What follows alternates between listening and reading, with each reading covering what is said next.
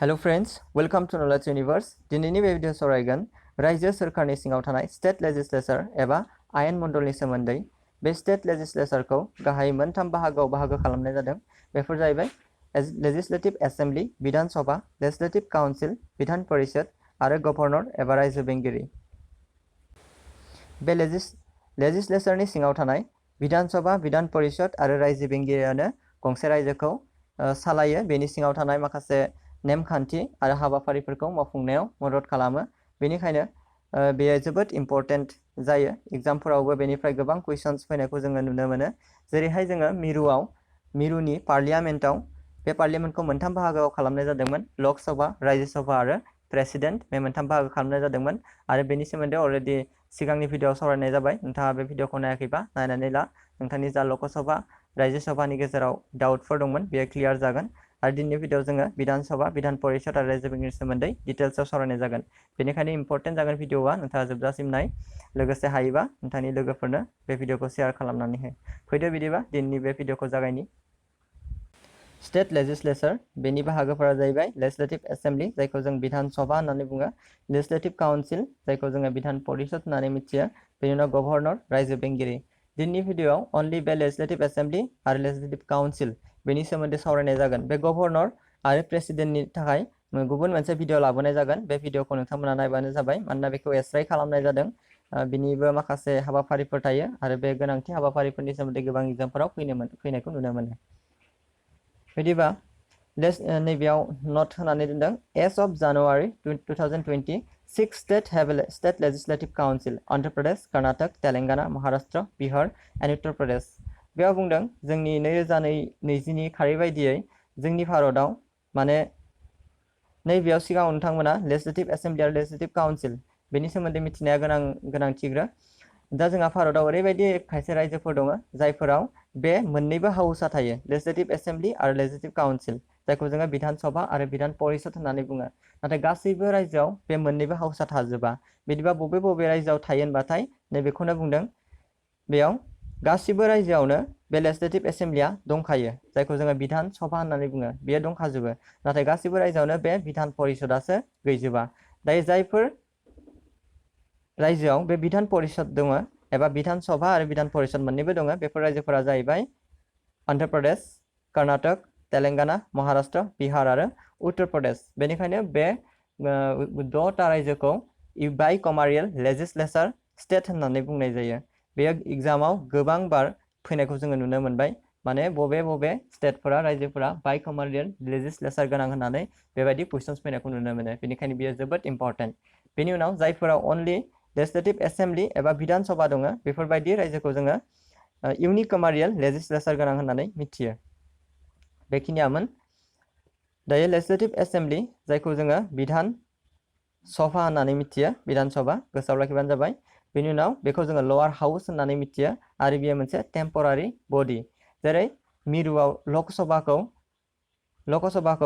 Lower house होननानै बुंदोंमोन, बेबायदिनो सेम लेजिस्लेटिभ एसेम्बलीआबो बे लकसभाजोंनो सेम जायो। बिनि जा सम सीमा, बिनि जा मेम्बारनि एज, बेफोर गासिबो एखे गोजा। बेनिखायनो नोंथाङा लकसभा आरो लेजिस्लेटिभ एसेम्बलीजों रिलेट खालामनानै बेखौ गोसोआव लाखिनानै दोननो हायो।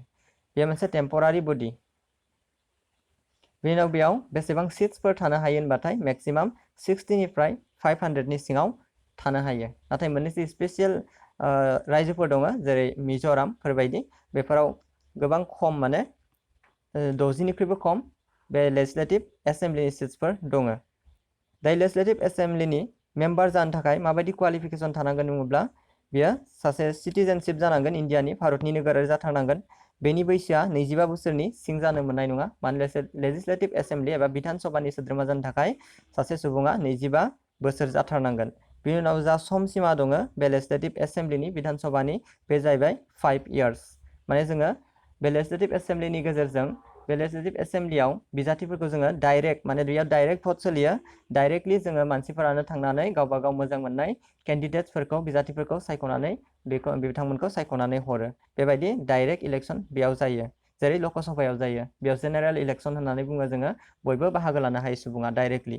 बेनिखायनो बोसोरबानि उन बेबायदि माखासे माबाफोरा जा इलेक्सन दङ बेयो जायो। बेनि उनाव can be dissolved by the government बेयो 5 years जायैनि सिगाङावनो बे लेजिस्लेटिभ एसेम्ब्लिखौ गभर्नरा गोसो जायोबा डिजल्भ खालामनानै एबा सिफायनानै होनो हायो जेरै लकसभाखौबो प्रेसिडेन्टआ डिजल्भ खालामनो हायोमोन 5 yearsनि आर्लियार माने सिगाङावनो बेबायदिनो सेम बे लेजिस्लेटिभ एसेम्ब्लियाबो बेनि उनाव आसाम लेजिस्लेटिभ एसेम्ब्लि एबा आसामनि बिधान सभायाव मोनबेसे सिट दङ साबेसे बिजाथिनि थाखाय होनोबाथाय बेयाव गासै 126 सिटफोर दङ बेयो जोबोद इम्पर्टेन्ट बेनि उनाव दानि लेजिस्लेटिभ एसेम्ब्लि एबा बिधान सभानि स्पिकारा सोर जा बुंथिगिरि दं बेयो सोर होननानै सोङोबाथाय बेयो बिश्वजित दैमारी जोंनि थाखाय गोग्गाथाव बेयो बिश्वजित दैमारीया दानि लेजिस्लेटिभ एसेम्ब्लि एबा बिधान सभानि स्पिकार बेनि उनाव डिप्युटि स्पिकार दंबावो सासे बे जाहैबाय निउमल ममिन बेखिनियानोमोन लेजिस्लेटिभ एसेम्ब्लि आरो एबा बिधान सभानि सोमोन्दै नोंथाङा जानो हागौ मोजाङै बुजिबाय आं बेखौ आसा खालामबाय बेनि उनाव लेजिस्लेटिभ काउन्सिल जायखौ जोङो बिधान परिषद होननानै मिथियो आरो बेयो मोनसे पार्मानेन्ट बडि जेरैहाय लेजिस्लेटिभ एसेम्ब्लि एबा बिधान सभाखौ जोङो 5 yearsनि सिगाङावनो डिजल्भ खालामनानै होनो हायो गभर्नरा नाथाय बेखौ बेबायदि डिजल्भ खालामनाय एबा सिफायनानै होनो हानाय गोहो रावनावबो गैया बेखौ जोङो आपार हाउस होननानै मिथियो जेरै जों मिरुआव रायजो सभाखौ आपार हाउस होननानै मिथिगौमोन बेबायदिनो जोङो रायजो सोरखारावबो लेजिस्लेटिभ काउन्सिल एबा बिधान परिषदखौ जोङो आपार हाउस होननानै मिथियो बे जायखौ जों गोजौ सदन होननानै बुंनाय जायो बेनि उनाव मेक्सिमाम स्ट्रेन्थ लेजिस्लेटिभ काउन्सिलाव मेक्सिमाम स्ट्रेन्थ बुङोबाथाय बेसेबां सिट थानो हायो होनबाथाय बे 1/3 अफ लेजिस्लेटिभ एसेम्ब्लि होननानै बुंदों 3 बाहागोनि से लेजिस्लेटिभ एबा बिधान सभानि 3 बाहागोनि से बे ओरैहाय बेखौ ओरैहाय बुजिनानै ला नोंथांमोना जेरैहाय आसाम जोङो आसामनि बिदिन्थिखौ लानि नाथाय आसामाव बिधान परिषद गैया बेखौ गोसोआव लाखि नोंथांमोना मानोना जोङो सिगाङाव फरायखाबाय 6टा रायजोआवल' बिधान परिषद दङ आसामाव बिधान परिषद गैया अनलि बिधान सभाल' दङ लेजिस्लेटिभ एसेम्ब्लि दायो हमना लाबाय आसामाव 126टा सिट्स दङ बिधान सभानि थाखाय लेजिस्लेटिभ एसेम्ब्लिनि थाखाय आरो बेखौ जोङो 3 बाहागोनि से खालामनानै होबाथाय बेसे जागोन होनबाथाय बे 126खौ 3जों राननानै जेसेबां मोनो एबा 42 मोनगोन बे 42 सिटआ बे बे लेजिस्लेटिभ काउन्सिलनि थाखाय जागोन बेबायदियै बेखौ बुजिनानै ला बेनि उनाव बे लेजिस्लेटिभ काउन्सिलनि समसिमाया जाहैबाय 6 years बेयो पार्मानेन्ट नङा बेयो पार्मानेन्ट बडि नालाय बेखौ 6 year हमना लानाय जायो बेनि उनाव 1/3 मेम्बार रिटायार्स आफ्टार एभ्रि 2 years होननानै बुंदों माने बेयाव 3 बाहागोनि से मेम्बार्सफोरा बिजाथिफोरा 2 बोसोरनि उन माने आजिरा मोनबाय थायो रिटायार जाबाय थायो मानोना बेयो मोनसे पार्मानेन्ट बडि बेयाव खेबसेनो जोबनानै थाङा जेरैहाय लेजिस्लेटिभ एसेम्ब्लियाव बै बिजाथिफोरा 5 yearsनि थाखायल' सायख'जायो आरो 5 yearsनि उन मोनसे इलेक्सन जायो आरो बे इलेक्सननि समसिमाया जा टार्म्स 5 years बे जोबनाय लोगो लोगो बिथांमोना बेनिफ्राय गोदान इलेक्सनाव गसंफिननांगौ जायो नाथाय बेयाव बेबायदि नङा लेजिस्लेटिभ काउन्सिलाव बेयाव 6 बोसोर बिथांमोना थानो हायो बेनि उनाव जा लेजिस्लेटिभ काउन्सिल बिधान परिषद दङ बेनि बिजाथि जानो थाखाय माबायदि क्वालिफिकेसन थानांगोन होनोबाथाय ए सिटिजेन्स अफ इन्डिया सासे भारतनि नोगोरारि जाथारनांगोन आरो बिनि बैसोआ 30 बोसोर बैसोनि उन्दै जानो मोननाय नङा माने बिधान परिषदनि सासे सोद्रोमा जानो थाखाय जायखिजाया सुबुङा 30 बोसोर जाथारनांगोन बेनि उनाव बे बिजाथिया जायखिजाया गभर्नमेन्ट एबा सोरखारि लेभेलाव बियो जेबो प्रफिट एबा सेलारि मोननाय जानो मोननाय नङा बेबो मोनसे बिनि क्वालिफिकेसन बेनि उनाव बे लेजिस्लेटिभ काउन्सिलनि एबा बिधान परिषदनि सोद्रोमाफोरखौ सोर सायख'यो जेरै सिगाङाव बुंखादों लेजिस्लेटिभ एसेम्ब्लि एबा बिधान सभानि सोद्रोमाफोरखौ जोङो थोंजोङैनो भटनि गेजेरजों गासैबो सुबुंफोरानो भट होनानै सायख'ना हरो एबा जायफोर सुबुङा 19 बोसोर जाबाय बे 19 बोसोर जानाय सुबुंफोरानो माने बेयाव भट होनो मोनो आरो भट होनानै गावनि गोनांथि बायदि बिजाथिखौ सायख'नानै लायो नाथाय बे बिधान परिषदाव बेबायदि सोलिया बेयो इनडाइरेक्ट इलेक्सन जायो बिदिबा सोर सायख'यो बे बिधान परिषदनि सोद्रोमाफोरखौ सोर सायख'यो बुङोब्लाथाय बेखौ मिथिना लानाया जोबोद गोनांथि दायो बेयाव बुंदों council are elected legislative council are elected by the members of legislative assembly जोङो जायफोर बिधान सभायाव जोङो डाइरेक्ट भट खालामनानै जाय बिजाथिखौ देरहाहोनानै थिनहरो बे बिजाथिफोरानो 1/3 बेयाव रेसिय'आव होनाय दङ माने 3 बाहागोनि 1 बाहागो जा बिजाथि दं बेखौ सायख'नाय जायो बेनि उनाव टिचार्स बेयाव फोरोंगिरिफोरखौबो लानाय जायो बेयाव इलेक्ट खालामनो थाखाय माने बिजाथिफोरखौ सायख'नो थाखाय आरो बे फोरोंगिरिफोरा सोर होनबाथाय बेयो सेकेन्डारि जायखिजाया सेकेन्डारि लेभेलनि सिङाव फैनो मोननाय नङा, बेयो सायाव थांनांगोन सेकेन्डारि लेभेलनि सायाव। अब्ला बिसोरो बेसेबां सायख'यो होनबाथाय 12 बाहागोनि 1 बाहागो बिथांमोना बे बिजाथिफोरखौ सायख'यो। बेनिफ्राय लकेल बडिस बुङोबाथाय जोङो गुबै मिउनिसिपालिटिसखौ मिथियो।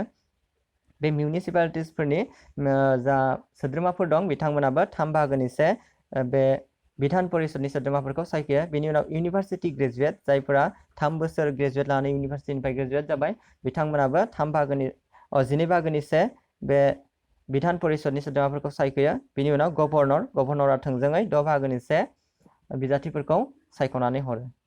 दा बेखिनियानोमोन। बेनि इलेक्शन प्रसेसा इनडाइरेक्टयै सोलियो। बियो लेजिस्लेटिभ काउन्सिलनि बायदि लेजिस्लेटिभ एसेम्ब्लिनि बायदि नङा, बिधान सभानि बायदि नङा बे बिधान परिषदनि इलेक्शना।